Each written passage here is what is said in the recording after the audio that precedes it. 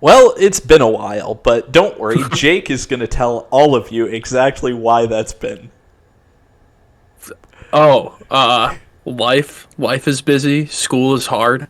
Having to get through all this. I mean, we're still watching football a lot.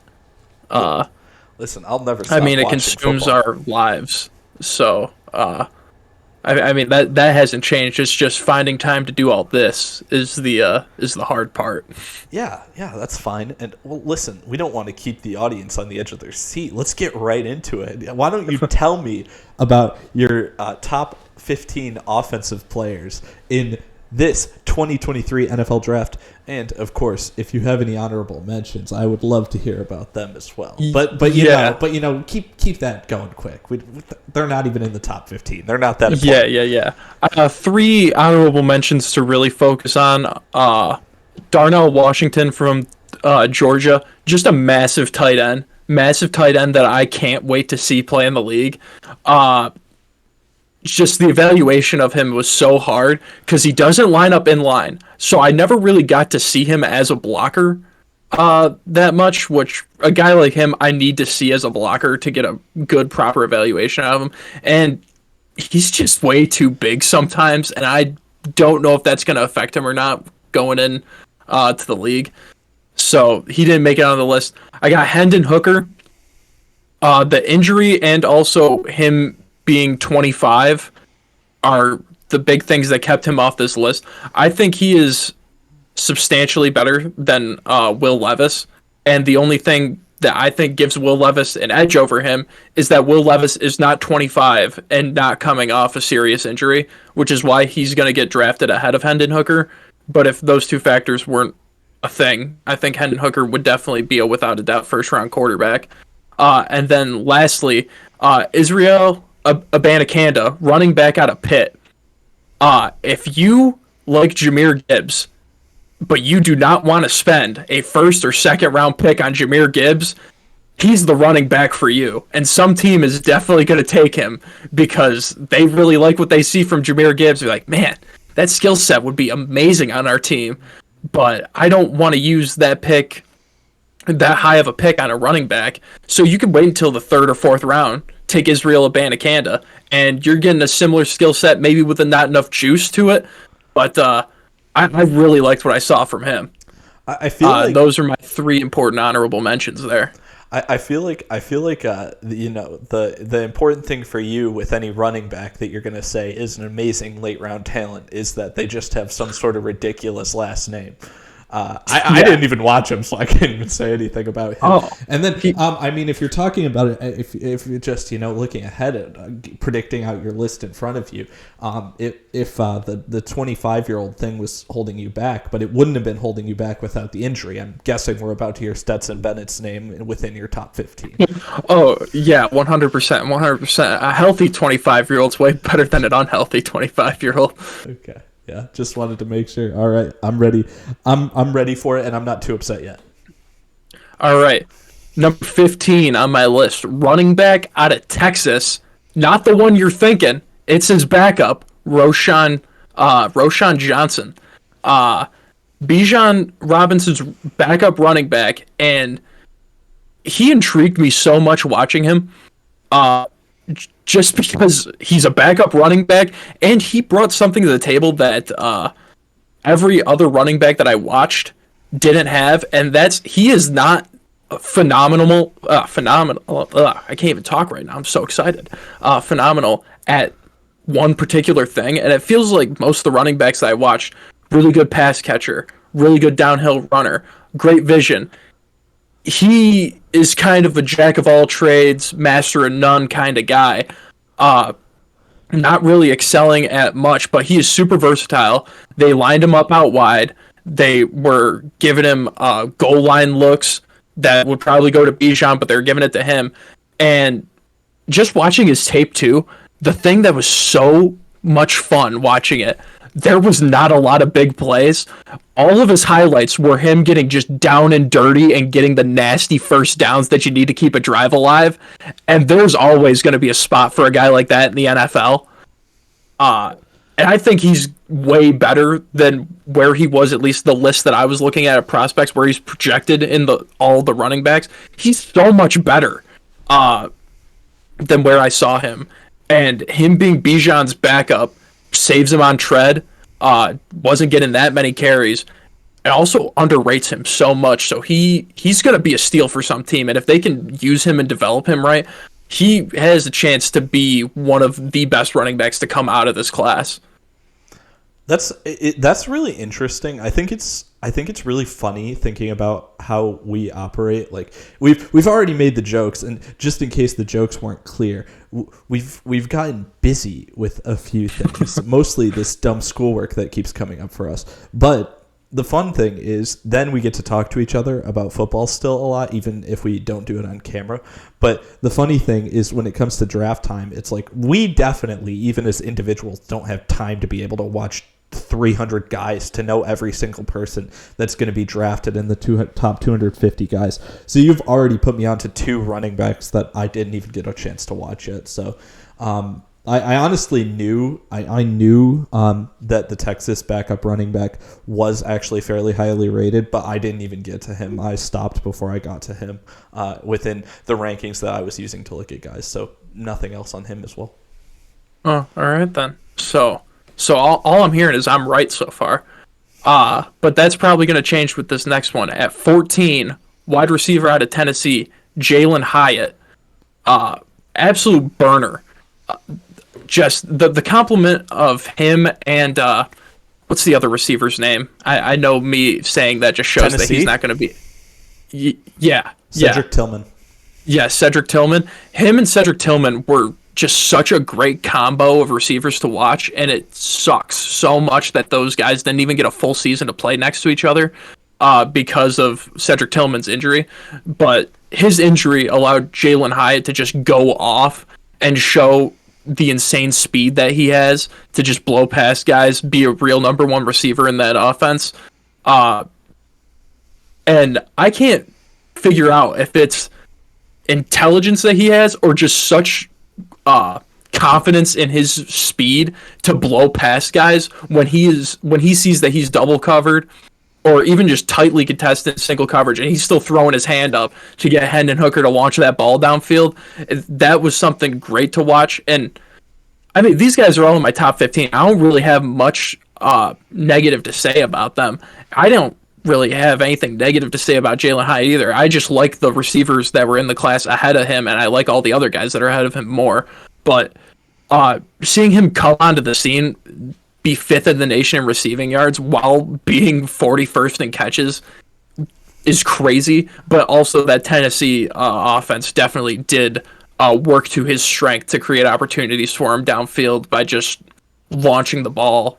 It seemed like every play, at least whenever I watched him during the season.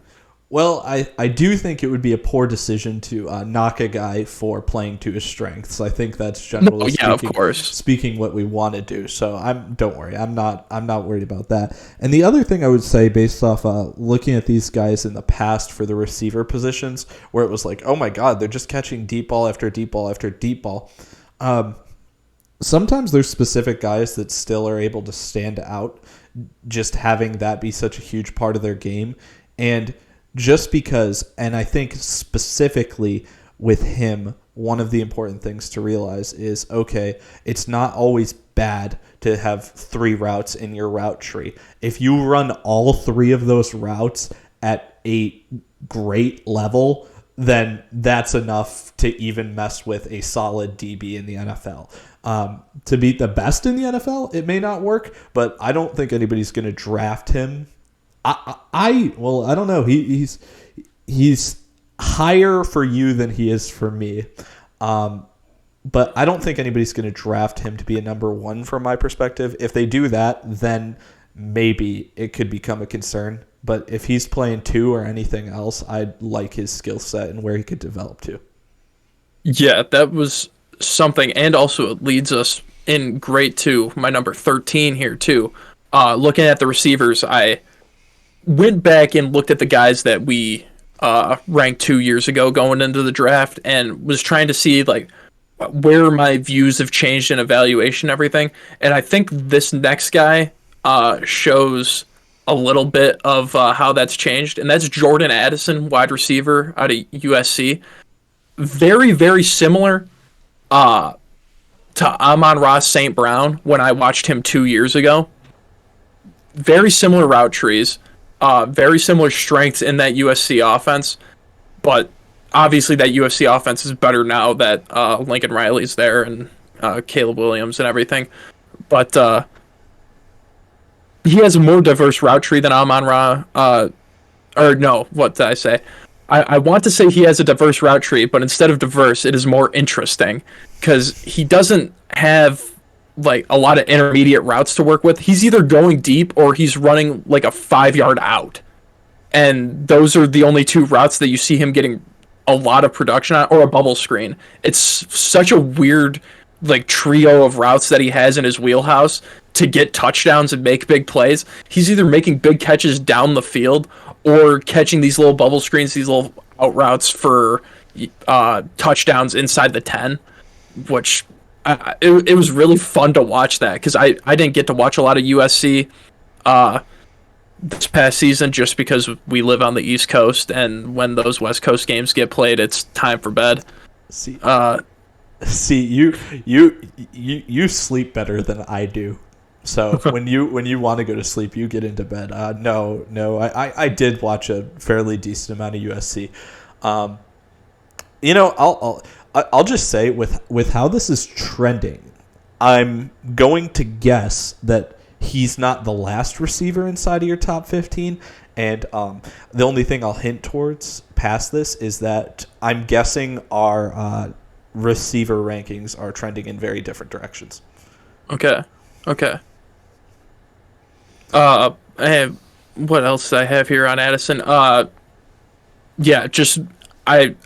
think this for most of the receivers in the class outside of one guy, I don't think any of them are going to be number one receivers in the NFL. If you're drafting any of these guys and really expecting them to come in and be that guy and fill in that number one role, you're really hoping and praying there, because I don't think a lot of them can do that outside of the exception of one, and even with him, there's still a little iffiness about that with me. And going to 12 now, a pick that, or just a guy that you and I were raving about all season this past year. Running back out of Kansas State. Oh. Deuce Vaughn.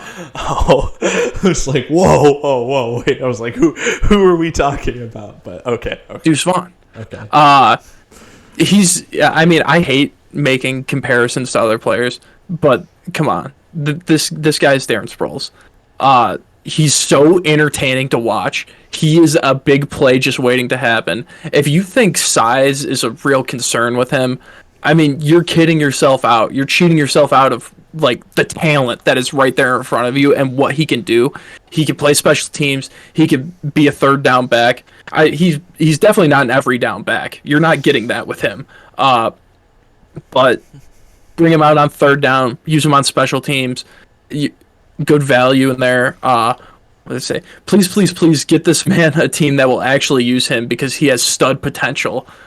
I just don't want some team that has a loaded backfield, or not even a loaded backfield, but some team that just doesn't utilize their players to their maximum potential, especially when it comes at the expense of other players. I'm just thinking about the Bills right now, and just like, I know the Bills won't take him. If they do, I'm going to be so upset. But I just need a team to get him so he can really reach his maximum potential. And going back, watching him play, hearing all of K-State's stadium just yell deuce whenever he gets the ball, not even breaks off a big run, just when they hand him the ball, is insane. And how polarizing a guy that's 5'5" can be on your football team, not because he's 5'5", but because of how good he is and how much of a game changer and a game wrecker for the other team he is insane, and I love that about him. Well, I definitely think I think that this is really interesting to come at this from this perspective as opposed to how we did it in the past, looking at just the position groups individually, because just trying to, balance out like who's the best at what is really interesting while we're doing this. But what I have to say about him is obviously you look back to how Darren Sproles' career went, and when Darren Sproles came out, like when they were doing his measurements at the Combine or at his pro day, one of the two, I think he got a Combine invite, so I think it was at the Combine. But like guys were like laughing at some of his measurements, like when his height came out and stuff. And it's like what they fail to understand is when you're actually on the field, if you can put a player that is the caliber of a player that he is, specifically at the running back position with the skill set he has, in that smaller frame, the only thing that hurts is potentially a small amount of pass catching out of the backfield because it's a slightly smaller target.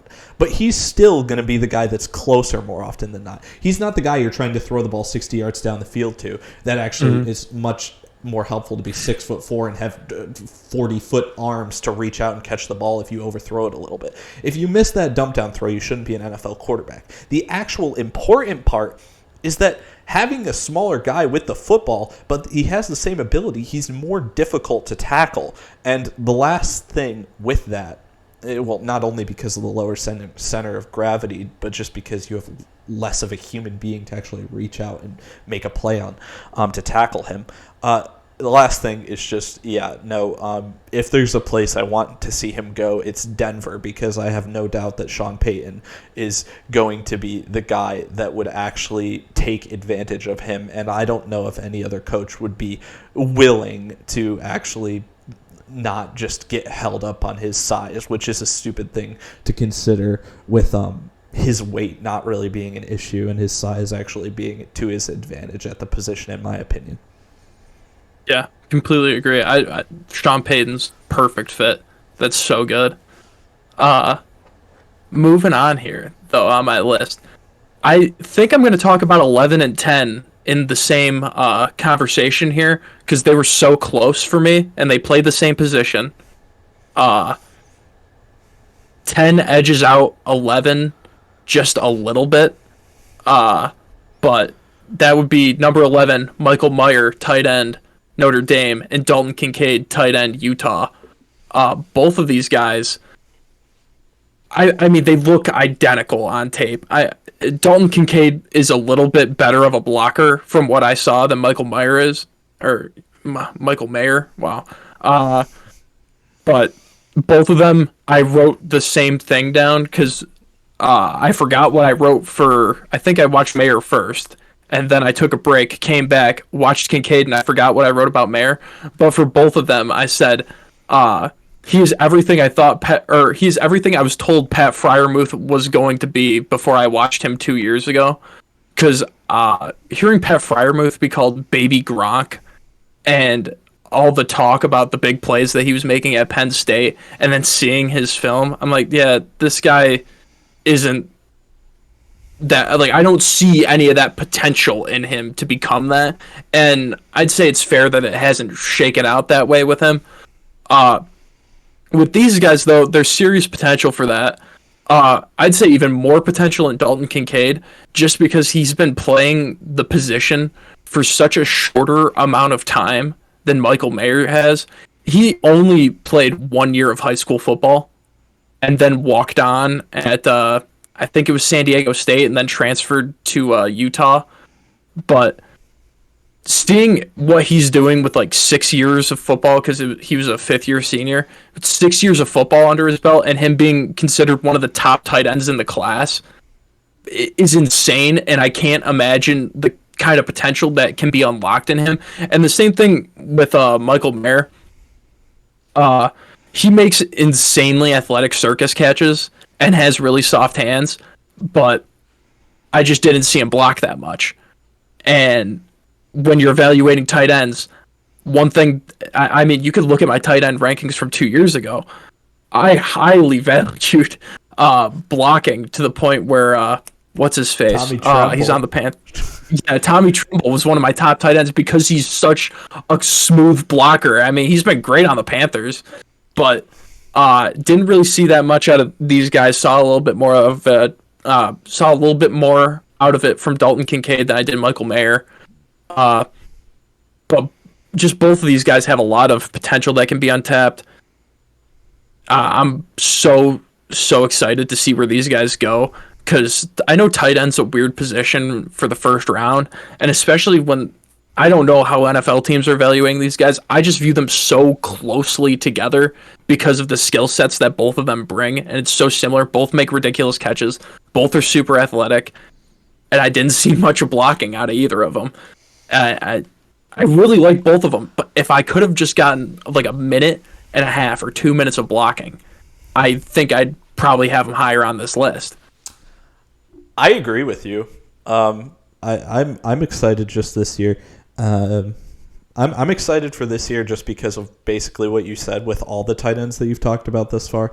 The tight ends are a lot better than they have been in recent years, in my opinion. Mm-hmm. And the other thing that also goes for is I feel like I've actually been hearing a decent amount of other people talk about how this is a lesser draft in general, just like overall the quality isn't there. And I just don't believe that ever. That's just not a thing until like we actually get 10 years down the road and can look back and realize, hey, it's 2023. That 2013 class didn't look too good.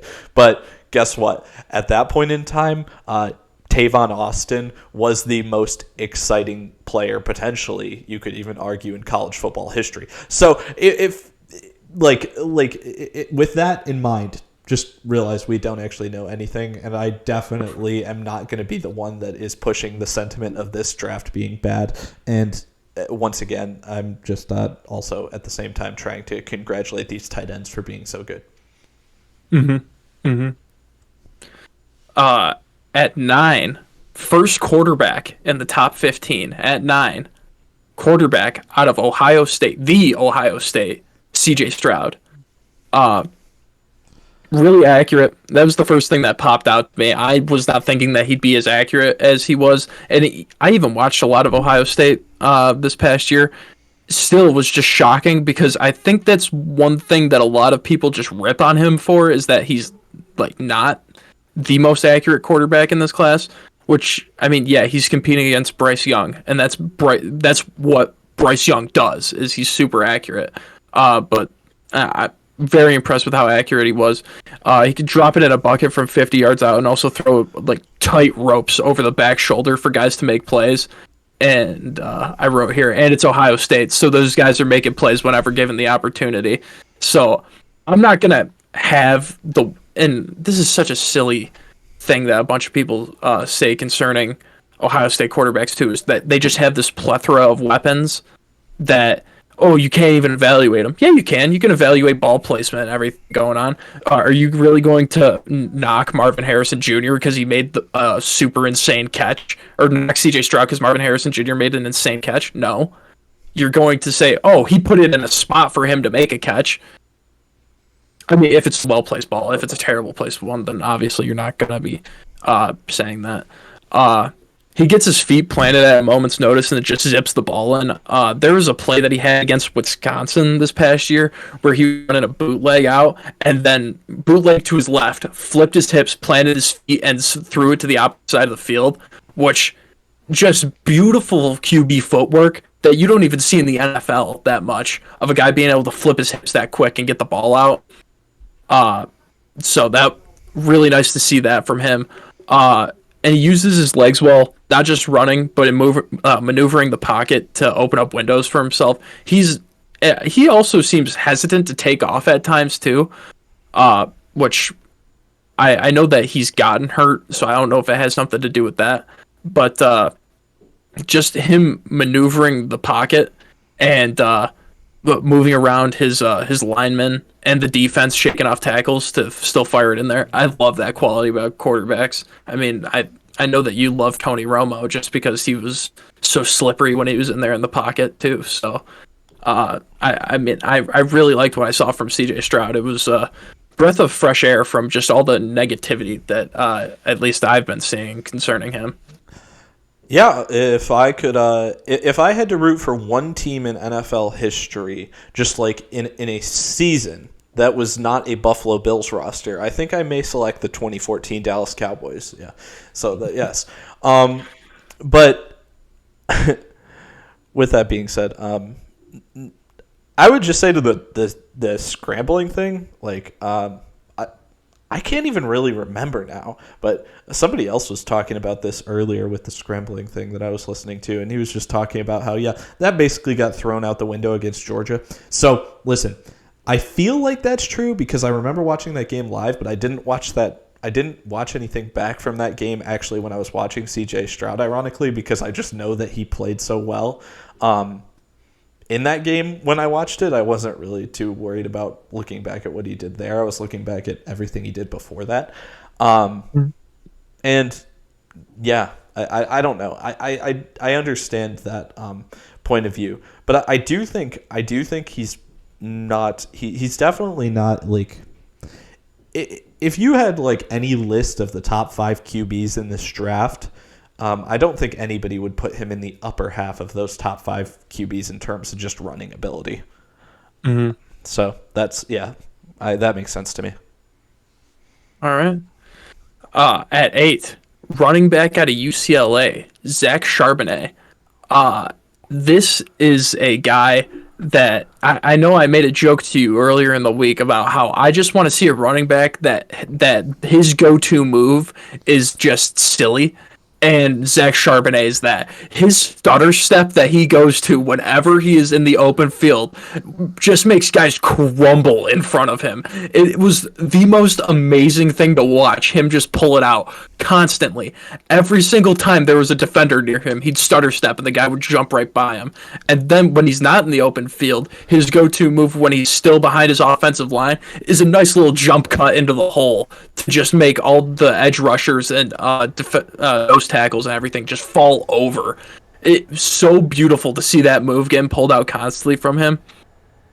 What else did I have here? He has great size, but he plays a lot smaller than how he actually is. When I looked at what his height and weight were, I was surprised to see that he was 6'1" and then like 200 pounds because he just doesn't look like it.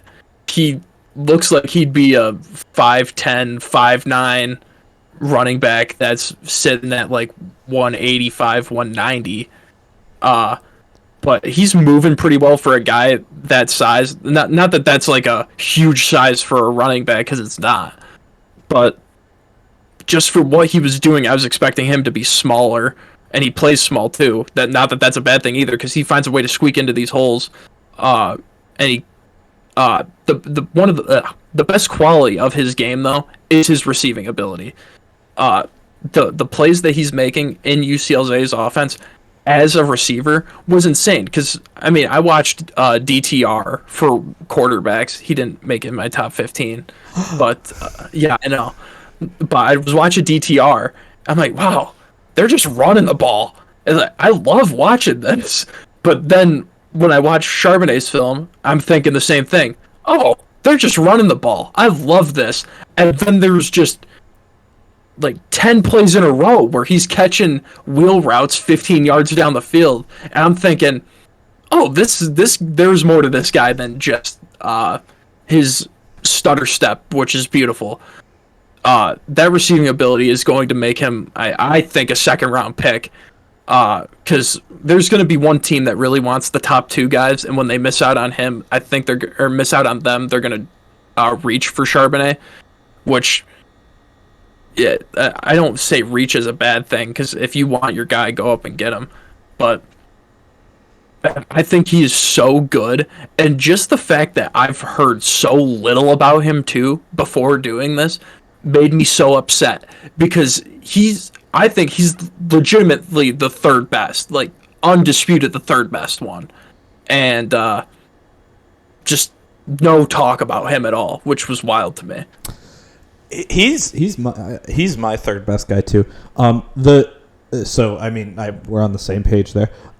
What's interesting is, okay, I really didn't get the vibe. I was not misled by his height at all. I have to be honest with you. The guy that I was more misled by their height in this draft was Tyjae Spears. I looked up Tyjae Spears' height. You didn't mention him, did you? You didn't mention him, right? No. Okay. I just wanted to make sure. I didn't think you did.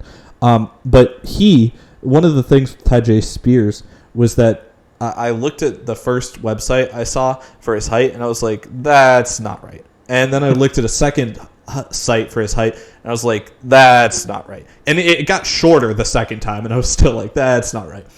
And then I saw a third site, and I was like, okay, now, yeah, he's 5'9". He's like average male height in the U.S., which is how tall I am. So nothing against that. It's just I was like, no, he's just not that tall. That's the guy I had a problem with. And actually, we kind of completely saw different things about Charbonnet. Charbonnet, for me, the thing I thought was incredible was the fact that he did have that jump cut ability, kind of, if you're okay with me calling it that. That he was able to use. But I thought what was more impressive with him is he knew when to use it and when not to use it, and actually attempt to run over people instead. And honestly, like, I really had a completely different viewpoint of him, and maybe it's combining both of ours to get a picture that's more accurate. But I was thinking, like, this is the guy you want to draft if you literally just want to play the game like it's the early 2000s and you just want one player on your team to carry the ball 40 times in one game and throw the ball about 10 to 15 times in that game and just rock with that. I was thinking that was more his style, to be honest with you. But then the last thing I want to note there is the audience. This is an important note. Our backgrounds are mostly NFL stuff. And since I came to college last year, I've gotten more into college stuff. And I think you would be okay with me saying this. I'm probably a little bit more into the college stuff now than you are. Is that okay? I'm just really big into MAC football. Yeah. Okay. So I was just wondering if you know who the head coach at UCLA is. Yeah, it's Chip Kelly. Okay. I just was wondering because I was not sure. But yeah, no, I mean, with a lot of the stuff you mentioned, I mean, it's not surprising. Some of the roles and types of stuff that they got into there, I thought that was worth mentioning. Oh yeah. Okay, so yeah, good to go to the next guy. All right, number 7, wide receiver, TCU, Quentin Johnston. Refreshing player to see. Real palate cleanser. After watching all these other receivers, I'm like, what do these guys do? They're fast. They run crisp routes. Just show me a big body that's going to go up and get the ball. And that's exactly what he is. He tested well at the combine, because I know the one big thing that's been talked about a lot with him is he ran a not good 40 time. I wish I would have wrote it down. I don't know it off the top of my head, but he ran a not good 40 time at the combine, and that was the thing that everyone was knocking him on. And I was like, all right, well, let me just see what his game speed's like. His game speed's fine. I don't care what you test at the combine. He looks fast on the field, and he uses his body extremely well to get the ball and create space for himself while the ball's in the air. I did see that he was battling injury throughout the season. He didn't miss many games, but I think it was just a constantly lingering thing. Because I do remember in the Big 12 championship game, he got hurt and was out for a little bit. And then also in the playoffs, I think he got hurt and was off for a little bit too.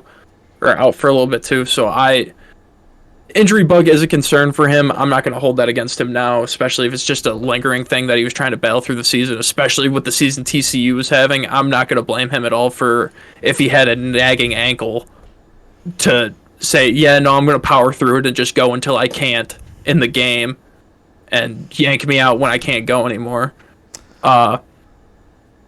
Skill set that no other receivers have. He has a skill set that none of the other receivers have that are going late first, early second. All the other receivers that I've talked about and will talk about bring a little bit something else to the table. than he does, and that's mainly just the route running ability and their speed, which he doesn't have.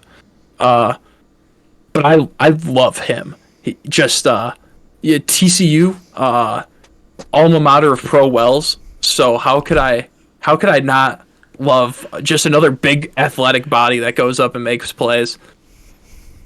Your homework after watching this episode is to Google Pro Wells so you guys can all find out who he is. And if you somehow were watching us during our tight end rankings episode last time, oh my God, I love you.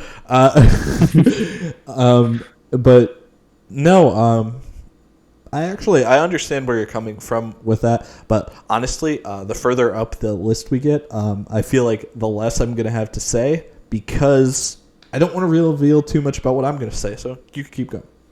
Okay. Number 6, running back, Alabama, Jahmyr Gibbs.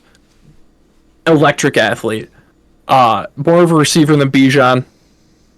He can line up anywhere on the field. The more and more I was watching him, I was just thinking, oh, Alabama just took a wide receiver and said, yeah, we're going to have you play running back for us. And knowing that he was a Georgia Tech transfer too, it hurts my heart a little bit because I would love to see him play just in Georgia Tech system more. But I guess I'll have to not be selfish here. He runs routes like a receiver, very crisp, really good in the scramble drill too. He was Bryce Young's best friend all last season. Whenever I watched an Alabama game, Jahmyr Gibbs was constantly open, and that's part of a product of these teams were just trying to prevent stuff so deep down the field for Bryce Young and cover up the receivers that Jahmyr Gibbs was open for a 2-yard dump off and then took it 50 more yards. But he constantly finds himself open. Lining up outside and in the slot was so much fun for him to watch because I just don't expect to see that from Alabama, to see the running back just be used all over the field like that. So that was a treat. He's not as big and powerful as Bijan, but makes up for it as contact balance and better speed. So watching it was really, really tough for me too with the two of them because I think they're really close. But then the more and more I thought about it, I got further. I pulled the two of them further apart with just Jahmyr Gibbs having the contact balance that he does and the speed. I was pulling that away just in valuing a little bit more of what Bijan had, and the stuff that they had in common was also equally as important. But yeah, number 6, Jahmyr Gibbs. I understand your perspective on the pass catching thing. I'm going to use a little point of reference that is not from either of us, though, to tell you that the Texas football coach, I think it was their head coach, I think Steve Sarkisian said this, that he believes that Bijan Robinson had the best hands on the entire team. If it wasn't Steve Sarkisian, it was somebody else on the Texas coaching staff. But with that being said, I feel like his routes that he was allowed and told to run in the Texas offense were much more long developing. And then Jahmyr Gibbs was just always getting the ball because he was not always, but specific circumstances, they would put him on like a wheel route or something when they thought they got a good matchup on a linebacker. But specific circumstances, beyond those specific circumstances, he was basically always the check down guy, and he was making big plays off those check downs and stuff too, and screen passes, if I can remember one or any. Maybe it was just check downs, honestly. Yeah. And that's another thing too, seeing those short routes that he's running, because I saw Jahmyr Gibbs run whips and Texas routes and stuff, just stuff where you have to take real tight, you have to plant your foot and make tight cuts on it. Seeing him do that, I was like, oh, this route's really crisp. He's running crisp routes too while he's doing it. And you didn't get to see that much with Bijan. And I'm not going to argue that his hands aren't good. He was the leading receiver for Texas for the first handful of weeks through the season.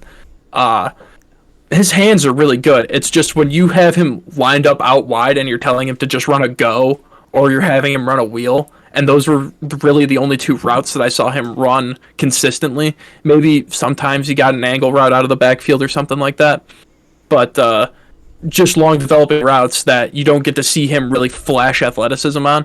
And I gave Jahmyr Gibbs the edge in that with regards to him, just because I got to see it consistently more with him run routes like a slot receiver with how tight and crisp he was running them. Yeah, I'll talk about him more later. Stuff pertaining to that as well. Okay. And talking about tight and crisp routes, number 5, wide receiver, Boston College, Zay Flowers. The start-stop speed that this kid has is stupid. The team that I knew this like 7 guys ago that I forgot what this was, because I wanted to talk about this and I didn't write it down.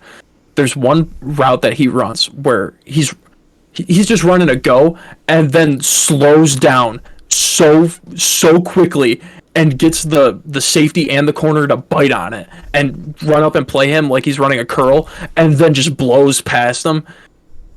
So much fun to watch. I think I watched that play 4 or 5 times over and over again. It was just so good. It was so crisp. His focus while the ball is in the air is insane. Especially now, I know Boston College's quarterback. It's like Phil Jurkovec. Yeah, Jurkovec. He's not good. And they didn't. I just want to tell you, the people that like were doing like preseason stuff and such. Last year, going into last year, meaning the 2021 season. So sorry. I mean, it's kind of hard when you're in an off season to know what's last year and what's this season.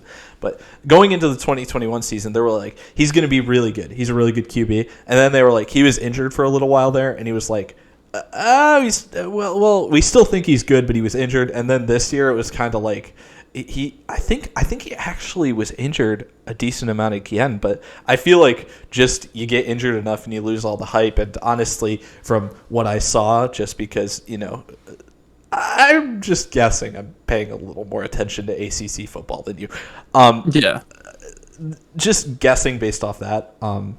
I would say, based off what I was seeing with him on the Zay Flowers stuff, he looks like he was less. He's much less than he used to be, or at least at the bare minimum, he is less than he was spoken about before. Yeah. Just seeing some of the balls that he was throwing him to, I don't want this to be us, breaking this guy down.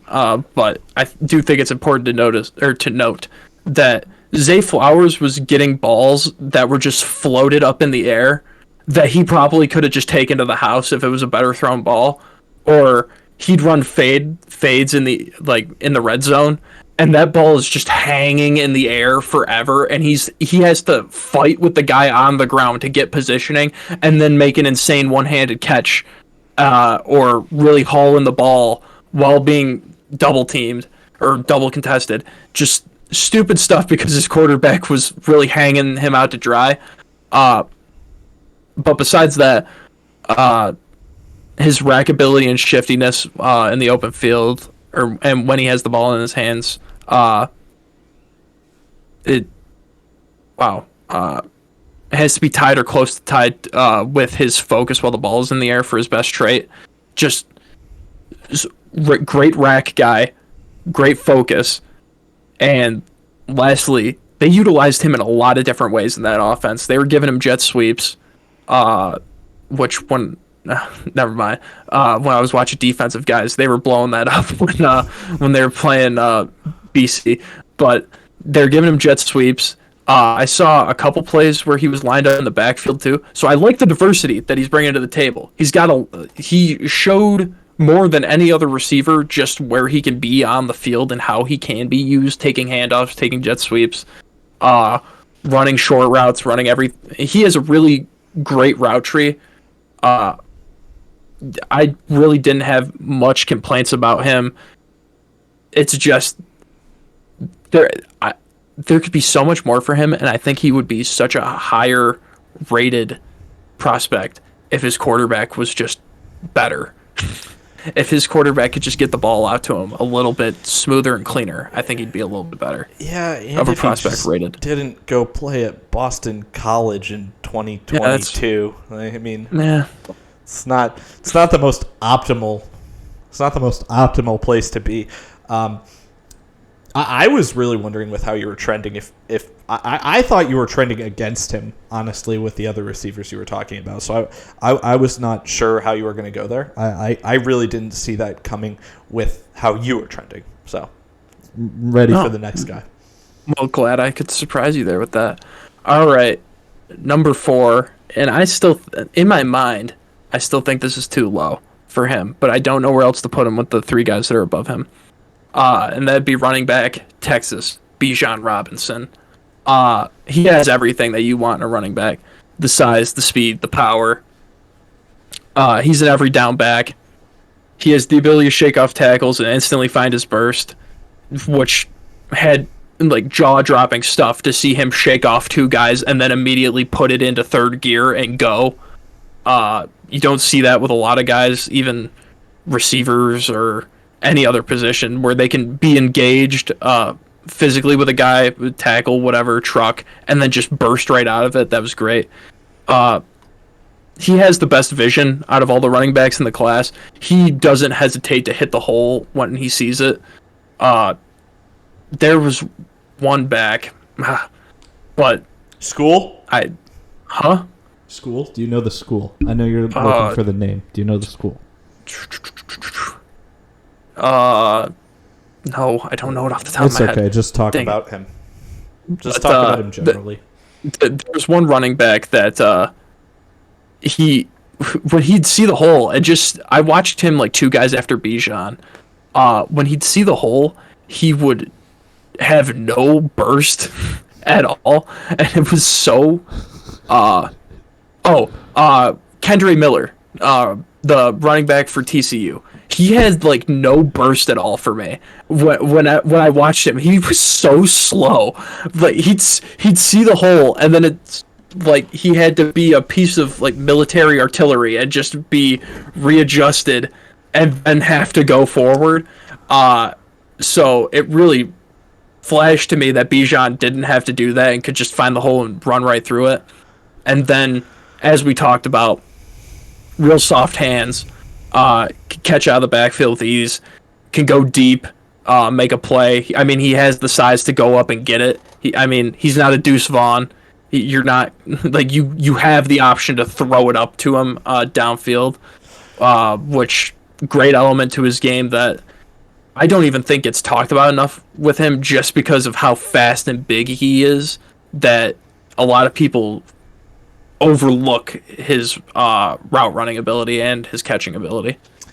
I agree with you. The only thing that I have to say about everything you just said is I watched 10 running backs. Kendre Miller was number 10 out of 10. He was great. That was a fun watch, wasn't it? Yeah, real enjoyable. Okay, next.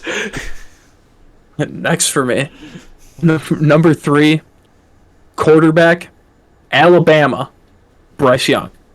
He is an athletically explosive Drew Brees.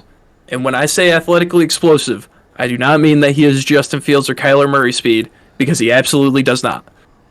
He smartly picks his chances to take off and run, which I just wasn't expecting.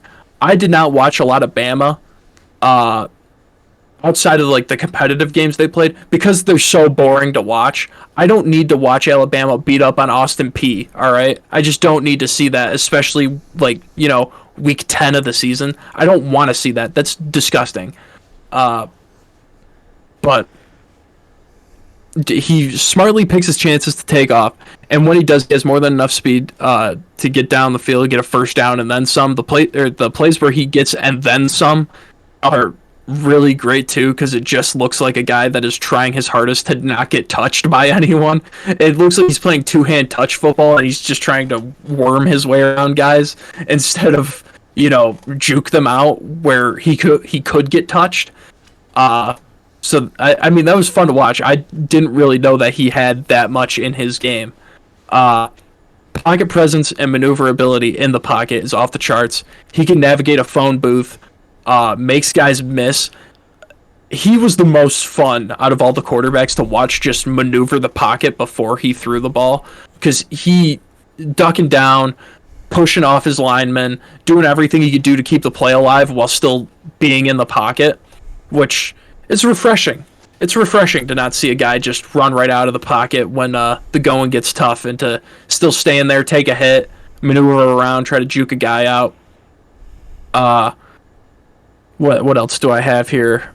Most polished QB prospect in the class. Very obvious to see what his floor is going to be, but the ceiling could be crazy. Height doesn't concern me at all as long as the coaching staff isn't dumb about it. Which, if a team's going to draft him, I'd hope they wouldn't be dumb about it. But it is so exhausting to just hear teams, or just hear, not even teams, just hear talk in general about, oh yeah, he's short. It's like, yeah, no, he's really not, but sure. I mean, in terms of NFL quarterback average, yeah, but he's not like 5 foot. He's not Deuce Vaughn height. It's not anything that I'm freaking out about. Yeah. No, it's interesting because all I'm thinking about right now is, because I feel like I gotta hide basically like what I think about him until my rankings. But I'm just thinking about like potential Heisman Trophy winners for this upcoming season, and feeling like since he was one, I'm thinking about Heisman Trophy winners again, and like it obviously. It's just all over the place, honestly. I mean, there's a bunch of guys. This is irrelevant, but you know what? Guys to watch for next year, just throw this in the middle. Okay, first and foremost, I'm going to be a homer at some point, so I may as well get it out of the way. Jordan Travis at FSU. Jaden Daniels at LSU, I think, is really underrated. Michael Penix at Washington. Bo Nix at Oregon isn't getting enough love. Caleb Williams could definitely win it again. And Sam Hartman at Notre Dame. There. Yep. Moving on. All right. Number 2, wide receiver, Ohio State, Jackson Smith and Jigba. To me, he's the clear-cut top receiver in the class. Every route he runs, like I said, Zay Flowers runs crisp routes. JSN runs way better routes than him, which is even weird for me to think about, because I love the way Zay Flowers runs his routes. JSN is just so clean about it. Listening to interviews just throughout the season, and also going through and looking at him, just hearing Garrett Wilson and Chris Olave and Justin Fields and CJ Stroud say, yeah, he's the best receiver I've ever seen and have ever played with, is insane for me to think about. That 2 receivers that played with him that are going to be staples on their teams in the NFL, plus 2 quarterbacks that are going, or one that was a first-round pick, one that's going to be a first-round pick and considered a franchise guy, saying that JSN is the best receiver they've ever played with is awesome. And I mean, that shot of vote of confidence that those guys are giving him has to be something that I hope he just feeds off of every single day, because I know I wouldn't be able to live that down. If or I don't know if "live that down" is the right phrase, but I'd be living off of that for a long time. Hearing, I'm the best receiver that these great athletes have played with. And then last note that I got here on him, there's obviously some concerns with his injury, but I mean, come on, you see what you see on the tape with him. I don't think I'd be that concerned with his injury at all, especially. Him coming back and doing some drills during his pro day. He looked good in them. It doesn't look like he lost anything or lost any burst. The Rose Bowl, the last touchdown he scored in the Rose Bowl, I think he is absolutely naked 99% of the time they're targeting him. He's just wide open because he just finds a way to get that open. But that last throw, that last touchdown he scored, that is like the culmination of C.J. Stroud and Jackson Smith and Jigba at the same time, and that's basically the play that I'm probably going to think back to. Just like when I think about like Justin Fields coming out, I don't even know who he was throwing to, but he threw that post route in either a bowl game or in the college football playoff that was like a 70-yard deep shot down the field, and it was just absolutely incredible. It was an incredible ball, and it's like that's what I'm going to come back to, and at the same time it's for two players, which makes it even more interesting, and two guys that were near the top of your list. I have to say I'm not surprised with where I think you're going to go with number one, because I think this is the only guy that you and I probably cheated about before doing this. We didn't really hint to each other our thoughts on anybody else except for probably this player. And with that being said, please talk about Peter Skoronski. Gladly. I hate his short arms. No. Anthony Richardson, quarterback out of Florida. I mean, dude, just so much to love about him as a prospect. Which I think it's really funny coming from you two. And I was thinking about this as I'm watching him. And I mean, he has more juice than, if you watch Josh Allen's tape, he has more juice than what Josh Allen had in college, obviously. But it's you and just the NFL, how they evaluate prospects in general is moving away from this, like, oh, he's so raw. He's so raw. He can't, if he threw the ball all 4 plays, he wouldn't even get a first down. Kind of evaluation technique to just, he has all of the physical tools that you want a quarterback to have. Now you need to bet on yourself and your organization to develop him. And there's one team that extended their or did they extend him? Did the Giants extend Daniel Jones? Yes. Or did they did? Well, they're dumb for that. Yeah. Because I want Dable had him? Anthony Richardson. Yeah, I want Dable to have him. But, that might not be a possibility. I just don't want him to be ruined by some terrible coaching staff. I completely agree with you. I don't want to talk about him too much yet, but I absolutely agree with that point. The thing that I would like to say about the Josh Allen point that you're making is it's very different once you get to see a player in person. And the fun thing that Peter King's been saying is Peter King's been talking about how he went 9 for 27 in his last game of college, which he didn't play in the bowl game because, by the way, I was in Vegas the day that they went to their Las Vegas Bowl, UF, and got absolutely stomped by Oregon State. It was absolutely wonderful to see that up on the TV as an FSU fan. But with that being said, the thing about the 9 for 27 in the final game at FSU that I was at, I can promise you that every single person in the building knew who the best player for the University of Florida was on that day, and it wasn't even close. It was not even a question, and the only guy that was going to give them a chance to win that game was the one wearing 15 on the offensive side of the football. So that's what I'll say for now, and I'm going to talk about it more later. But also, and this also happens with other guys too that like I see in person, and two specifically that I think I can mention now. Just because of the fact that they're not going to make either of my lists. So Marvin Mims, the wide receiver from Oklahoma, is way too far down the draft board from where he should be because of just, I don't know, the team he was on this year, which was basically a rebuilding team in terms of college. The same thing with BJ Ojulari from LSU. He's an edge player. But it's just, two guys that I got to see in person this year watching them at games I went to. And it's like, yeah, no, that guy's ranked too low. Like, he should go higher. But with that being said, now you'll be able to now I think, as long as you're all set, we can get into mine, but also I want to say one more thing before we finish up on yours, before we get the comparison going. I'm offended by the fact that you did not put even one offensive lineman in the list. They were all in my honorable mentions too. I just didn't get to them. I did my top 3, but God!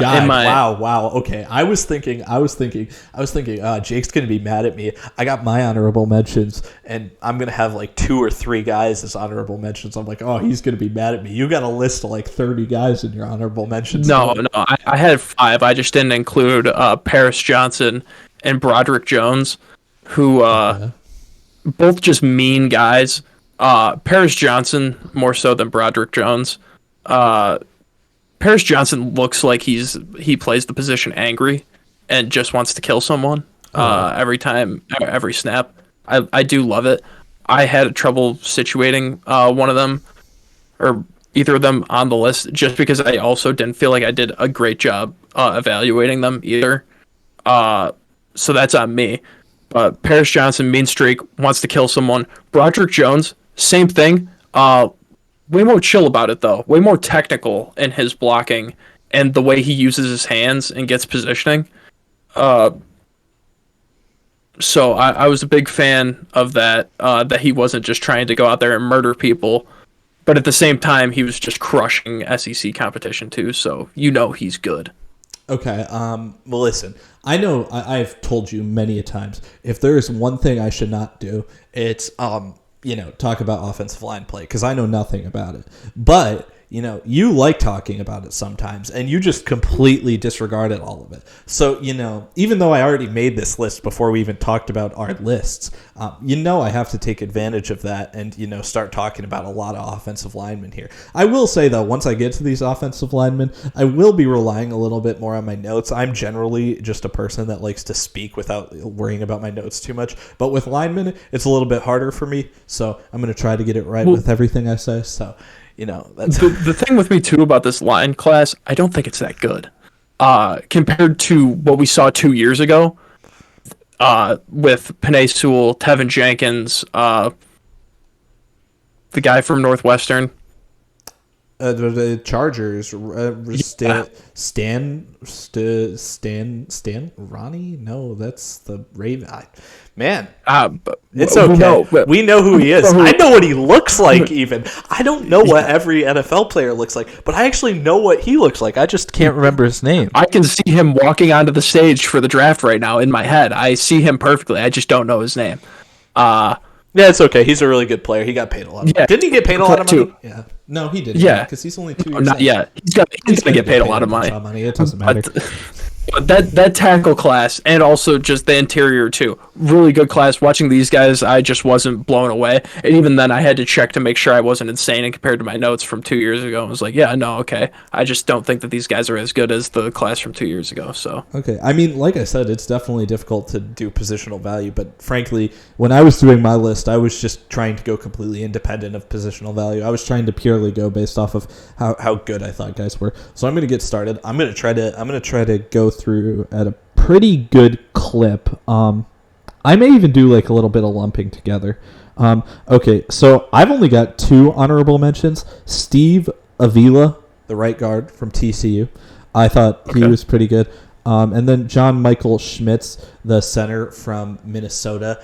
He also, I thought he was just really consistent. The thing I liked with him was consistency, and I think the thing I liked with Avila was his base, which is very simple. But like I said, my stuff is not very complicated when it comes to offensive line. So, okay, here we go. Now this is going to be fun because now you can immediately react to everything I say. But I guess I am kind of being a bigger jerk because you said you had 5 honorable mentions. I could sort of have 3 instead of 2 because of what I'm about to do here. I didn't do any ties past 15, but I did do a tie for 15 because I was like, if I leave either of these guys off my list, it's going to feel very dirty, so I can't do that. But tied at number 15 is Jackson Smith-Njigba and Dalton Kincaid. Obviously, we talked about how Smith-Njigba gets wide open and the Rose Bowl is just immaculate. I am terrified of injuries, though, because most guys, frankly, are not Frank Gore. Most guys are not the guys who just get absolutely wrecked in college and, comes to the NFL and then continues to dominate. But with that being said, there will be that one guy, and that'll be the guy that gets remembered, because whoever it is, Jackson Smith and Jigba most likely, or Cedric Tillman, or Kayshon Boutte from LSU. The guy that actually comes out and does well from the injury will be the guy that gets remembered. So, I mean, that's just why he's down there. Injury that has that much time to it is terrifying. Then you talked about how you liked the blocking. I have to say, blocking wise, you're right. Almost all three of them, all three of the tight ends that are near the top that we already discussed somewhat. I really I don't have a strong opinion on blocking because I didn't see a lot of it. The only thing I can say is that for Darnell Washington, I definitely saw at least one pancake block where he just full on used his body weight to his advantage. So that's kind of like helping to get the edge. And then just secondly is Mayer looks just bulkier than Kincaid. Kincaid also played in the Pac-12, which I know people are going to hate that we're talking about conferences and opponents at some level, because, I don't think people generally love comparing skill level, because everything that's Division I is the same exact thing. I mean, even if it's FCS, it's the exact same thing, right? Jackson State would have beat Alabama last year, or Georgia. Sorry, excuse me. But with that being said, he's just really. I've got my notes here, like I said, but I'm just going to run with what I'm thinking. He's really giving more like a Mike Gesicki vibe, and he could be better. I think he's actually probably more likely to be better than Mike Gesicki, but the fact of just the size alone, and I talked to you about this with the receivers before actually discussing individuals off camera. It's interesting, and I don't know if I love the idea of everybody getting smaller. If we can have real weapons in guys that are able to be the heavier weights but not lose the speed value. And I think Kincaid, even though granted, this is what I'm also feeling this whole time I'm going to be talking, is I'm going to be compelled to defend myself for lowering guys, even though I'm still saying they're a top 15 player on their side of the ball in the draft. It's like, you're not bad.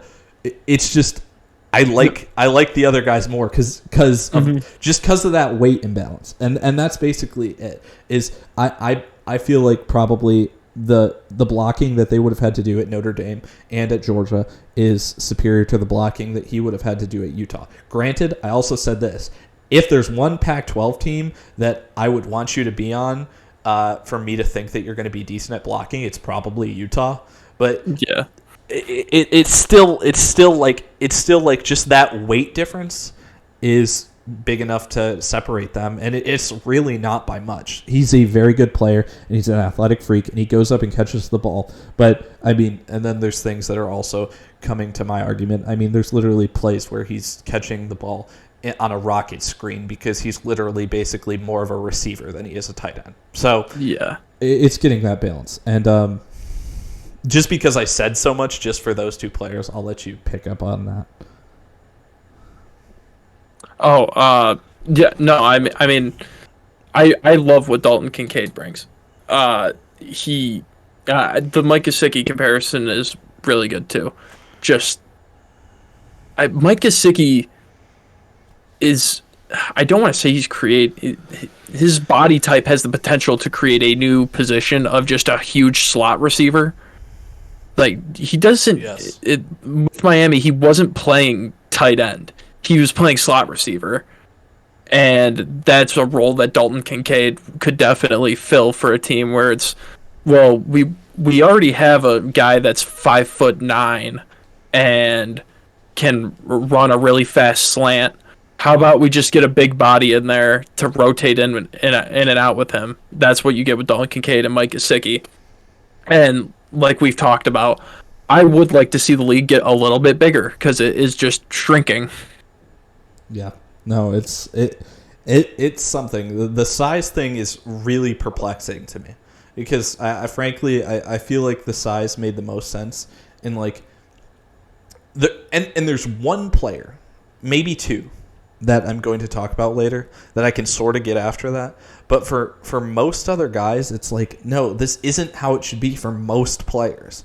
And it seems like the league is moving more towards it being this way for most players instead of looking for the individual cases where it makes the most sense. I think there's two guys for my offensive rankings that I'll talk about and one guy for my defensive rankings where I'm like, we can go against the grain there. We can have them way less than the normal guys, but they are outliers, and it should not be that way normally. Okay, next at the number 14 spot for me. And actually, let's see. How many guys do I want to do at a time here? Let's go 14 through 11 all at once really quick. Okay. So 14 for me is Peter Skronsky, the left tackle from Northwestern. Like I said, I got to focus on my notes for the guys that are offensive linemen. His feet seem to settle in really well and stay under him. He moves well in the run game. He doesn't seem to have overwhelming power from my perspective. Does well against edge rushers. We see more nowadays with speed and finesse. Something just looks a little funny about watching how he gets twisted up with guys rushing against him. So it's really interesting with him is I don't have like a real knock for him. Other than the fact that it just looks a little awkward, and looking awkward can make things scary. Sometimes that can work. Sometimes it can turn you into Tim Tebow. It's something to think about. And then the other thing here is just that he was a left tackle, but frankly, I've been seeing a lot of people talking about him playing guard. Then next, Darnell Washington is 13 for me. Darnell's really simple to talk about because I basically already hit on all the important points with him. He's 6'7". He's also got the weight still that the other tight ends don't really seem to have. He's above them, and also his jumping ability is actually just insane. I mean, there's a few times for Georgia where it's like Dalton Kincaid and Michael Mayer both have times where they go up and get the ball, but they do not go up to the peak point that Darnell Washington gets up to, and that's really impressive for me, and I like that size, which gives him the bump. 12 for me, I got to make sure it's number 12. 12 for me is Will Levis, the Kentucky QB. I think his eye manipulation's great. He's great through his reads. The funny thing is, for most guys, if I ever put generic blank archetype or generic Madden archetype of something, it's usually a bad thing. But for Will Levis, I'm just saying that he's like the most generic, balanced QB archetype ever. And it's like, I'm fine with that, but it's also like, I don't really know why you would want him, because it's kind of just like, I don't know. I feel like first round guys, you have to be like, I'm drafting this guy because I want a superstar. And it's like, okay, yes, but it's also like, what's your definition of superstar? Because I'm going to use the same team here. Okay, Micah Parsons is now a superstar for the Cowboys. Dak Prescott's also a superstar for the Cowboys. But Dak Prescott is like where I see Will Levis's potential maxing out at in the NFL. And it's like, is that really a superstar? Dak Prescott was a late round pick. Like, he's a good player, but it's like, it's tough. And it's really just that I don't see his ability to grow too much. The other guys have traits that just make them a lot more interesting prospects. Then last guy in this large grouping that I'm doing, Josh Downs, the receiver from North Carolina. He high points the football and dives for receptions. He doesn't play like he's 5'9", even though he's 5'9".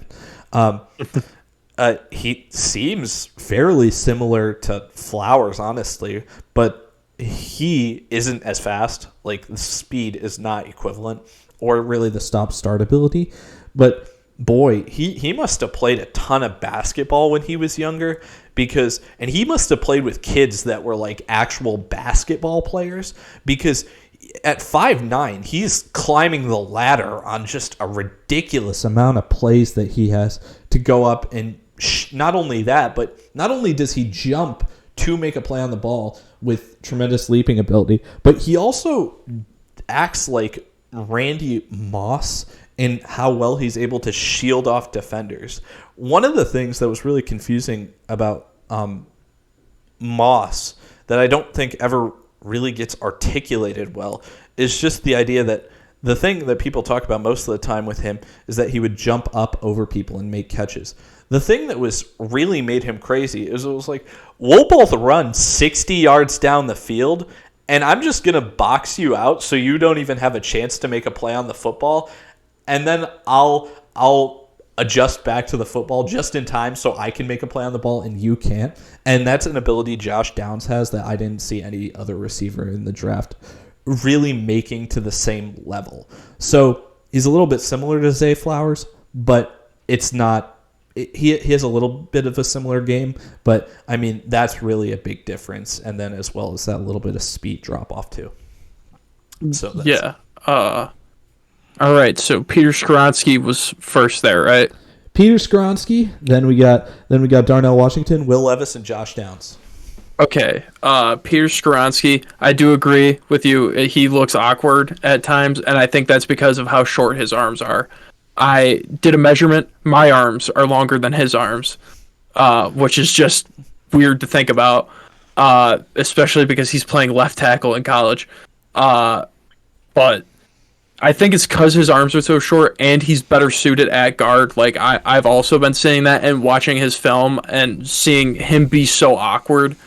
At times, I'm like, yeah, kicking him inside and getting him that a little help there, and also just straight up blocking instead of having to worry about someone run straight past him, is gonna help.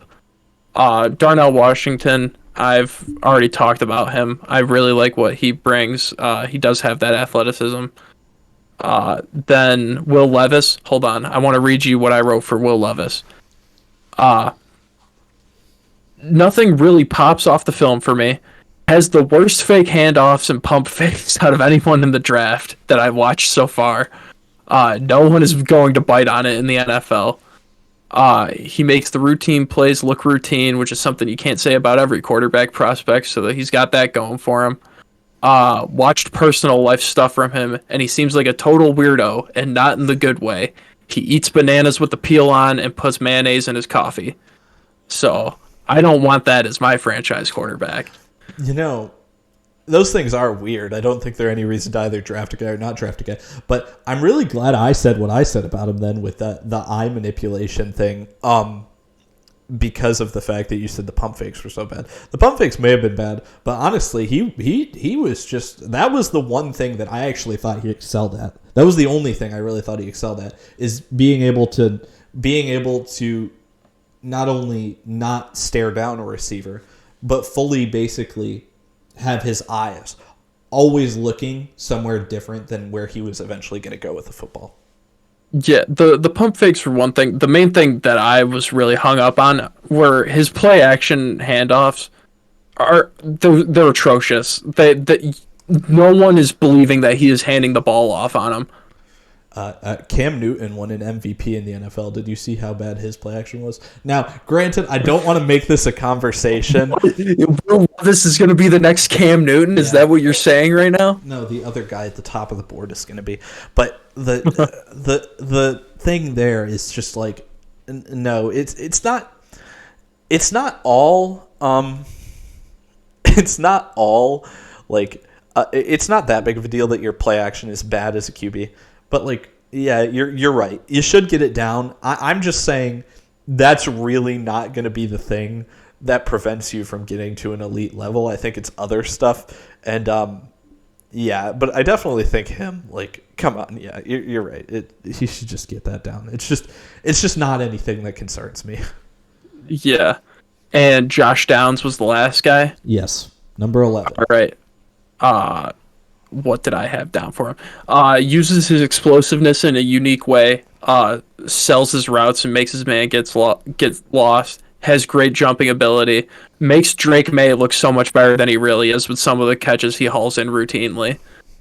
There were some balls that Drake May was throwing him that I don't think any other receiver could have caught if it wasn't Josh Downs. Just laying his whole body out and springing away from the defender to catch a ball right on the sideline that Drake May just lofted out there.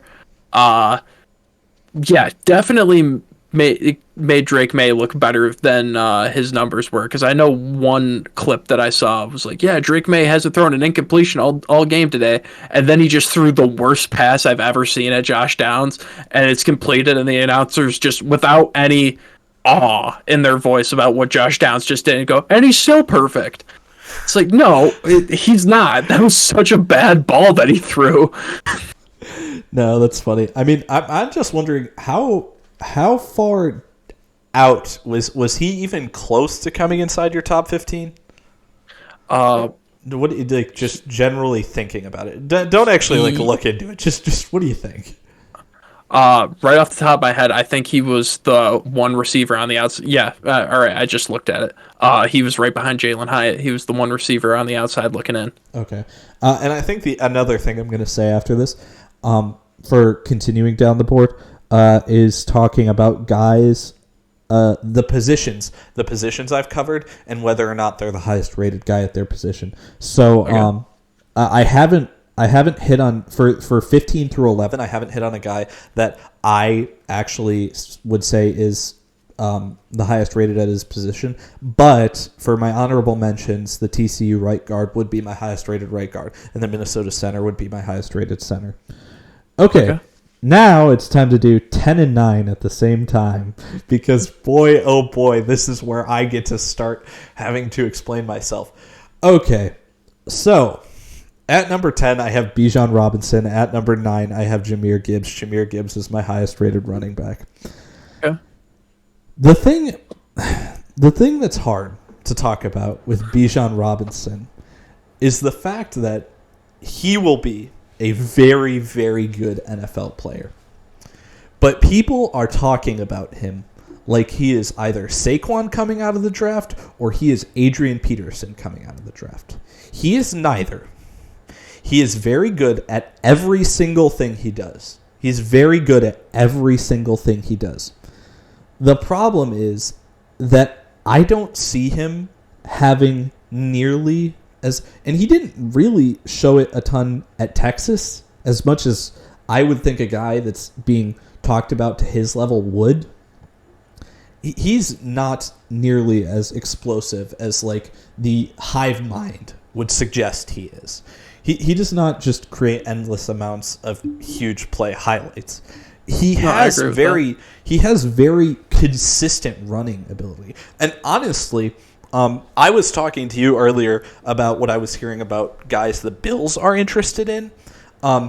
Even though I am like saying he is not as good as people think he is, if the Bills selected him without trading up at all, tremendous pick, actually. Tremendous pick. Because, granted, I'm also thinking these teams are intelligent, so they're not going to take their receivers that I like more than him, which, frankly, isn't very many.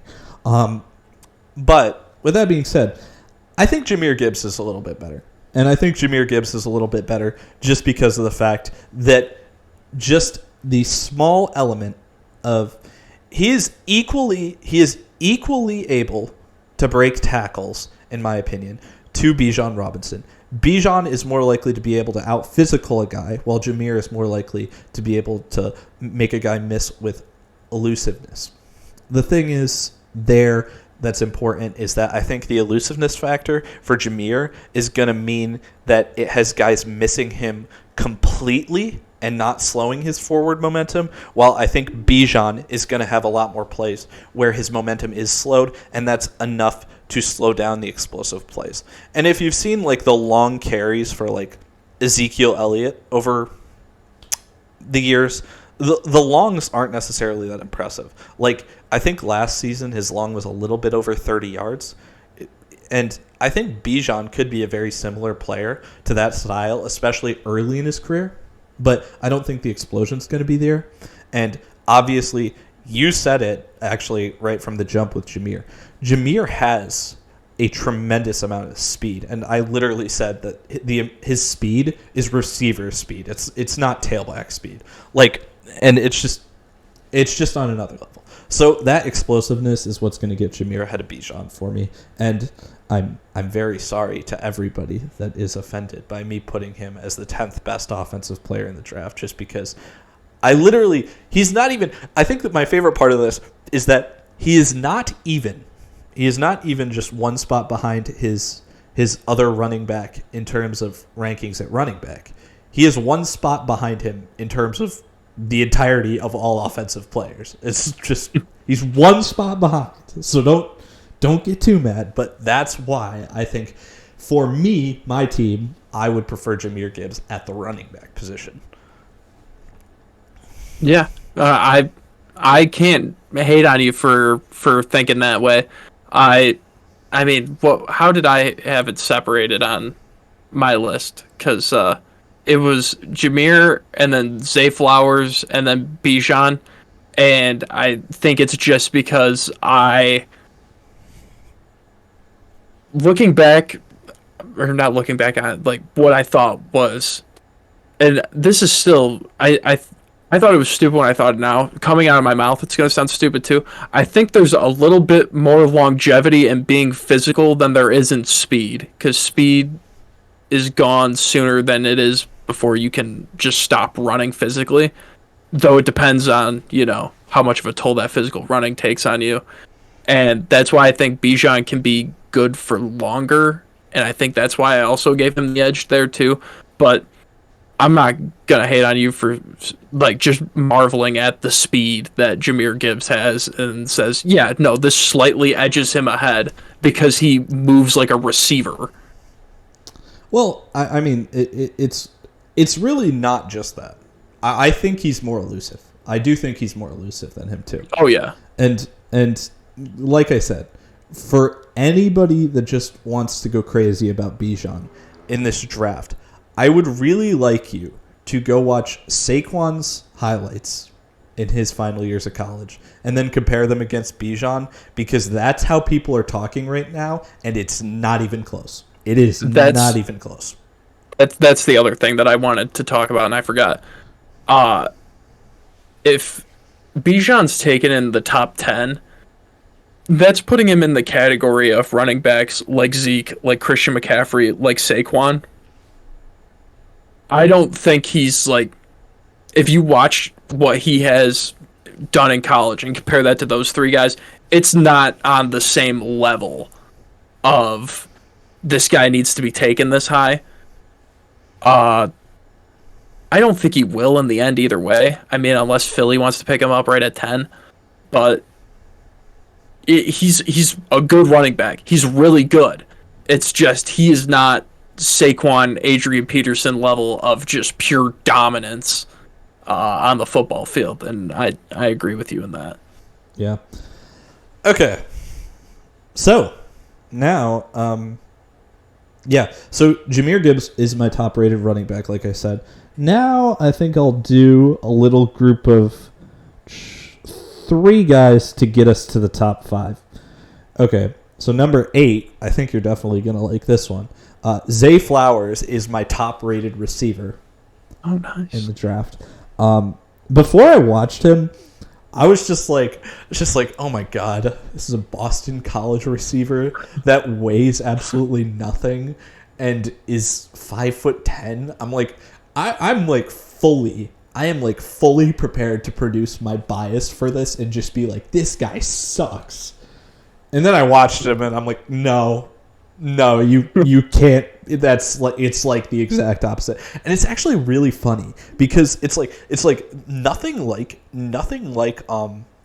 actually ranking players allows me to identify my biases, but then also equally get over them as fast, because it's a lot of other things I'm sure my biases come through and then I can't get over them, but ranking players, I don't think it works, because like I said, he could have had the most going against him and I was immediately just oh my god, never mind, this guy's great. And I'm also kind of ticked because I haven't really been following the draft stuff a ton, but before I had ranked him this high, before I had been I basically started checking out the media on what other people were thinking about the draft more recently, and I see that he's climbing up the draft board, and I'm like, that's kind of annoying because we've done like all this work in like, I don't know, the past 5 to 7 days or whatever, and I was like, I immediately, as soon as I saw him, I'm like, yeah, he's up there. He's up there. He's like really special in my opinion, and I would really want him on my team, frankly. But the other thing with him is he's basically Tyreek Hill, just not as fast. And when I saw the fact that Mahomes asked him to come work out with him, I was like, oh God. Yeah. I was like, no. Like, no. You're a Kansas City fan. Yeah, have a blast. You got him back. You had 1 year without him. You won a Super Bowl, and now you're going to get him right back again. It's kind of unfair. But and then the other thing is just I that 170 something odd pounds is like, it's gross to look at first, and then you realize, you watch him play and he's like, yeah, I'm sure he's 0% body fat. So it's like, wow, it's not even a concern, because it's not like he's lacking muscle or anything. His weight and his size, he is as talented of a player at his weight and size as you could at all guess. And I mean, basically what you said is accurate. And by the way, I think one of the funny things with how poorly Phil Jurkovec was throwing the ball on some of those plays was just the fact that he would beat the guy by a country mile, and then he would have to, and he would easily score if it was thrown to him like wide open, and then Phil Jurkovec would underthrow it so bad that he would have to come back to the ball behind 2 defenders that were trying to run to catch up to him, and then he would make the 2 defenders miss to still score. That's a pretty entertaining thing to be able to watch. And and now that I just fawned over him, the guys I really shouldn't try to talk through very quickly, but I'm gonna because I just feel like I should be speeding this up. My number 7 rated player is Bryce Young, QB, Alabama. And my number 6 rated player is CJ Stroud, quarterback, Ohio State. I think CJ Stroud's accuracy is exceptional. I obviously think, based off what everybody is telling me, that it seems that Bryce Young's football acumen may be higher. But frankly, they're so similar, in my opinion, that there is absolutely no way that I am not going to select the guy that has the size over the other one, because that's going to make him less likely to get injured. And I could make an argument about one of them actually playing better, but I really don't think it's a strong argument either way. And that's literally why I'm going to pick the bigger guy, and it's as simple as that. No, I respect that. Me looking at it,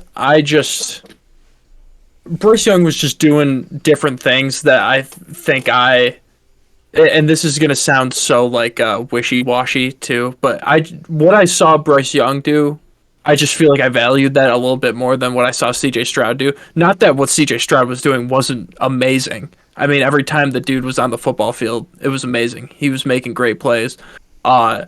Just seems like Bryce Young played a little bit more mistake-free football, and I mean, I don't know how well that's going to translate to the NFL, because, I mean, he's playing in the SEC. Again, not to talk about conferences, but that's as close as to NFL football you can get. And he's playing mistake-free football there. I think that transfers over a little bit better to the NFL. And, I mean, CJ Stroud plays low and loose, and I love watching that too. I mean, seeing quarterbacks just go back there, drop back, and sling it, there's nothing better than that. But franchise quarterback standpoint, I want the guy that throws a little bit safer. Yeah, I really liked, I have to say, and this, I don't know what this was, but it did seem like CJ Stroud had more opportunities to try to fit the ball into tighter windows, and he did that when he had the opportunity, which was nice. But here's like a real question, I guess. But I am going to preface it actually with one more thing, which is just the one thing that's hard is like automatically with height. I'm really not valuing the height more. I'm really not valuing the height as much as it probably seems I am. I'm valuing the fact that you can disperse weight better the taller you are. So if CJ Stroud is taller, he can be heavier and less susceptible to injury. The injury is the biggest concern by far. with Bryce Young, seeing how it's went with Kyler Murray and Tua in recent years, that's really my big concern with them. Now, you want to talk about comparison of how they play? I'm not saying that either of these players are at these levels, but you would say, I need you to agree with this first. If you don't agree with this first, then maybe it's a false point. But Patrick Mahomes is better than Joe Burrow right now, yes? Yes. Okay. How many inches taller would Joe Burrow have to be than Patrick Mahomes before you said Joe Burrow is a better quarterback than Patrick Mahomes if they have the exact same skill sets they have right now? Because I think that's the question we're all asking. Yeah, that's such a weird way to think about it. It's like I don't know. They're not at the level of those guys, but it's like they're also like kind of comparable in their own level at those levels. So it's like It's tough. It's very tough. And yeah, so that's the quarterback stuff. But don't worry, those guys are not the highest rated quarterbacks. But Zay Flowers is the highest rated receiver in that group. Now, all of the guys that I will mention in this top 5 will be the highest rated at their position. We have a left tackle, a right tackle, a tight end, a fullback, and a quarterback. In case you have a fullback at 2. Hey, I didn't give you an order, but yes, I do. Because I told you, I do not care about positional value at all. So let's go. First, Paris Johnson Jr., left tackle, Ohio State. We got to get to his notes. Ohio State, love that he cleans up others when he doesn't have his own guy in pass protection. Skoronski was good moving horizontally, but I think I like this guy's movement horizontally as well. His technique looks really good. By comparison, like I said, Skoronski looked a little funny. I understand why people would give the nod to Skoronski, I think I meant to write, because he is more raw, but I don't think it is worth it. I definitely think that the breakdowns on him are better than the ones I found on Skoronski. And I did, actually, for most of the guys, I just went off my own opinion, but for linemen, I looked at a little bit of what other people had to say with the actual film, too. I don't just want to read their words, because frankly, sometimes I read people's words, and I'm like, that doesn't make any sense with what I saw. But he's my highest rated left tackle. Then we have my highest rated right tackle in Darnell Wright from Tennessee. Everyone's favorite method of O-line play: get the opponent on the ground and then lay on him for the rest of the play. That's actually an amazing tactic. If you can do that, I mean, you should literally do that every play if you can do it. But honestly, it's very hard with him because I think everybody in the Tennessee offense is actually hurting because they're like, oh my God, the scheme is so good. None of these players are actually talented. The scheme's just so good. Yes, the scheme's great, but like, dude, you have to have good play. Like, if I was running the scheme with a bunch of 12-year-olds, they're not gonna put up as many points as they did against Alabama. And just so you know, this guy was going up against Will Anderson Jr. for a decent bit of that game, Tennessee against Alabama. And by the way, a lot of the other guys I was impressed with that are coming off the edge are coming out of the SEC as well. And he didn't allow a single sack this year. And it's just like, that number alone is shocking to me. Now, the thing I'm seeing as the knock for Darnell Wright is the fact that he can't play at left tackle, but it's like, why? What world are we living in where it's like? Could you imagine me coming up to you and saying like, yeah, Jackson Smith and Jigba can run really great routes, and let's say the injury concerns are gone. Let's say he's just been tremendous. It's like, yeah, but can he play running back at the next level? It's like, just look at the position he's going to play. He's going to play right tackle. I really like him. I don't know. Maybe I could be completely wrong. And like I said, my O-line takes are definitely not the thing that I would say are highly valued. But from the evidence I could gather on him, I really liked where it was looking. He's my 4th ranked player and my highest rated right tackle. Michael Mayer, Notre Dame, tight end. He's my third-ranked player on the offensive side of the ball. His ability to beat defensive backs in man-to-man coverage is incredible. And then, once again, with the Dalton Kincaid comparison, those two are really looking at like the similar window for me, but he's got the size, and I don't think he loses much in the athleticism department to get a little more size on his body. I feel like the space, if we talk about Jackson Smith and Jigba, about how much space he was able to create and separate. Darnell Wright, not Darnell Wright, I'm sorry. I wasn't expecting to have two Darnells in my top 15. Darnell Washington and Dalton Kincaid both create space at certain points, but they don't create space to the level that Michael Mayer does. And if we actually were like sitting here and being like, okay, what makes the best player? We know Justin Jefferson. That's something I discounted too much when we were talking about him, is just at some point, that's a great receiver. And if you just create enough space, you don't ever have to catch a contested ball at all. And that's not to say Michael Mayer can't, but if you're wide open 99% of the time because you create so much space, I don't think it's something to be overlooked. And I really think he does that at the tight end position a little bit more than Dalton Kincaid and Darnell Washington do. And he still doesn't seem to give up the other traits. I think he's going to be a really good player. And like I said, with the few other guys I mentioned earlier, he's definitely getting the bump of, oh, I watched you play in person once, and oh my God, you're a freak. Yes. And then, just to make everybody mad, because I'm completely pushing the positional thing narrative, Hunter Lipke out of North Dakota State University, the fullback, is about as perfect of a fullback prospect as you could ever ask for. And I watched, and just to be clear, I wasn't just going back and checking this guy out. I really like it when I actually have stuff to talk about with these guys, and I actually watched a full game that they were playing in. I watched North Dakota State play against Arizona this year, and this guy, if North Dakota State would have been able to pull the game out, dude, it would have almost nearly all been because of him, because they were giving him the ball, like letting him play running back. But I promise you, with how he plays at North Dakota State University, he could legitimately be used in roles as a tight end sometimes, as an up back or an H back, or as a fullback, or as a running back in certain situations. And you would not, for the role being what you would expect out of a fullback like that type of deal, he will be perfect for it. Now, the problem is he's a fullback, so he's not going to get drafted until the 5th or the 6th round. But legitimately, at his position, you probably can't get a better prospect, and that's my honest opinion of him. And I'm slightly just being a dirtbag putting him at 2, because no one should ever do that. But I honestly, he's one of the very few prospects that I legitimately don't know what my complaint would be with him. The other guys, I can point to other things.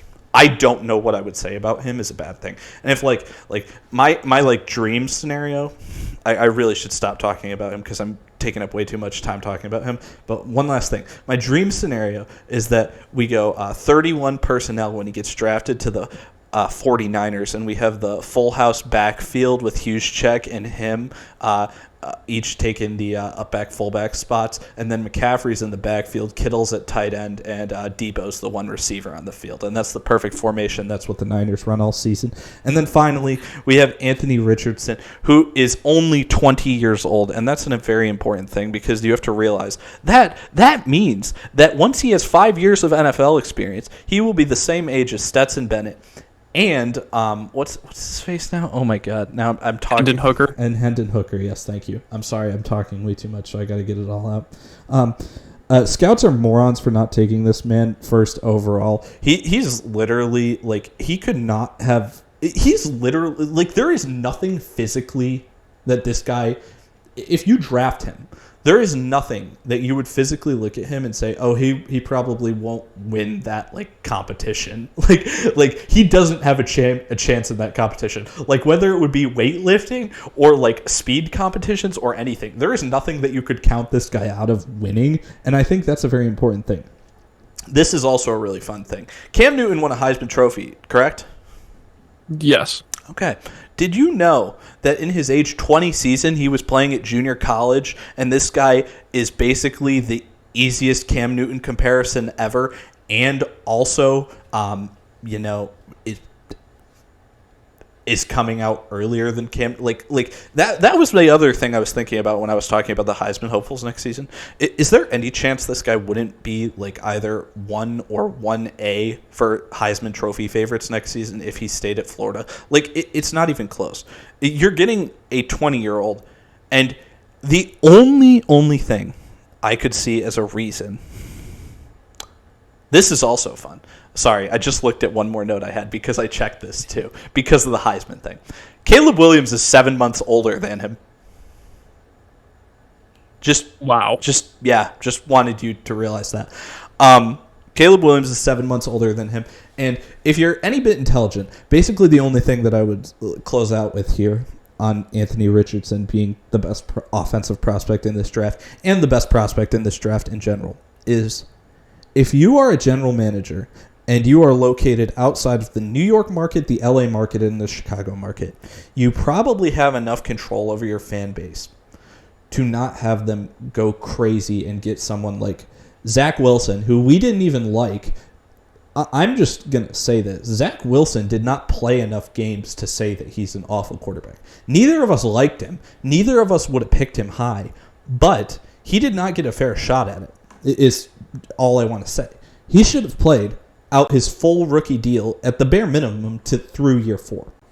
If you draft Anthony Richardson and you come out right away and you tell your fans, yeah, this guy's going to start for the next 5 years here, no matter what, as long as he's not injured, he's going to start here the next 5 years, and he knows that coming in. It's slightly unfair to other players because you want to say there's always competition. But more importantly, the fans are going to realize, oh my God, like I said, those 2 other guys that we could have had, Hendon Hooker or Stetson Bennett, that are later rounds and like whatever, but some of them are putting Hendon Hooker into the first round. That guy is going to be as young as them 5 years into his career with 5 years of NFL experience. And by the way, he's a better athlete than any of the other quarterbacks and has more size than the other quarterbacks in the draft. And there's no doubt that by that point, he will have developed into even more of a freak. And the only thing that you need to do is actually back him up with the confidence to do it. And if you do that, I guarantee he will be one of the best players in the league at that point in time when he's getting ready for his second deal to begin. And I don't think I've said guarantee about any other players in the draft before this or now. I would guarantee if you followed that exact plan, that would happen. No, that is such a beautiful way to cap it off because I 100% agree.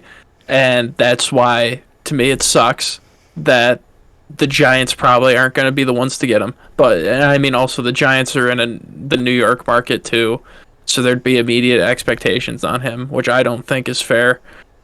I don't trust Houston to develop him. I think Houston would be a great spot for him to go, or a team like Houston where it's just everyone already has it in their mind, and even the fans do too, of like, oh, we suck. So, it's like, okay, how about you suck, but you get to watch this guy develop over the next handful of years into a franchise quarterback. Yeah, and I think ideally, if you don't think that Josh Allen's like ability to climb the NFL ladder of tiers of quarterback has to do with the fact that he was in Buffalo and not somewhere else, I think you're a complete moron. Because if they had what Josh Allen did in the first 2 years that he did in Buffalo, in, like you said, that New York market, potentially that Chicago market, but I'm still up in the air on it because Justin Fields is really tough because it feels like they're able to shift the blame right now, but they could turn on him very quick. And by the way, they were against him in his first season, if you don't remember, before he was running for. Oh yeah, I know. And then, like I said, I say that LA market because it's just another big market. But ideally, it's like the markets I think about immediately are like Buffalo, Cincinnati, Cleveland, Green Bay. I'm like trying to think of like the smallest NFL markets, but they're all clogged up right now, really, with their current quarterback plans. So it'll be really interesting to see where he goes, to see what I literally, one of the first things I will do when he gets drafted is see the size of the market that he goes to. Yeah, I think just market-wise, Indy, like market-wise and where position in the draft is, Indy is probably the best spot for him to go, just because expectations are low as they are, and at least with him, the fans are getting stability instead of just some new old man that's coming in and getting rotated. Yeah. So Yeah. you have that, and you have Gardner Minshew in the quarterback room with him, so he's got a buddy. Yeah. I think like and I think the only other way to do that, if you're a bigger market team, what's a bigger market team that could be looking at a quarterback? Okay, this is highly unlikely, but let's just run with it for this scenario since we've gone down this road. Miami drafts him. If Miami picks him, you need to have wow, we've went through so many names. I am just wrecking myself in terms. I know Chris Greer's their GM, and I can't think of their head coach's name without an S on the end. Mike McDaniel. Yeah, it's just so many names. I'm sorry. Mike McDaniel. One of them needs to have the strongest backbones in the history of the sport to be able to say, hey, guys, I know this may be like a little rocky at the start. Like he may complete a third of his passes one game, but guess what? He completed 3 passes for 50-plus yard touchdowns. We're going to need you guys to understand that over the course of this rookie contract, we give him the whole thing. He will be one of the best players in the NFL. So just relax for now. He may do it faster than we expect, but don't dog on him if he doesn't do it as quickly as we expect. And there's probably a better way to say that, but you have to try to do that if you're a bigger market team. Yeah, just thinking about a head coach coming in after they draft a quarterback and saying, give him time, give him 3-4 years, and I promise you he will become the best quarterback or one of the best quarterbacks in the league, is like gives me chills. Just because I can't imagine a coach doing that, and if one did, even if it didn't work out, I would immediately respect that man forever. And yes, and you know exactly where we should both want him to go, where we believe that there's a head coach that could say this, is Detroit. Oh, yeah. Yeah, absolutely. Detroit could do it, and they could have one of the best players in the NFL to finally end that Bobby Lane curse.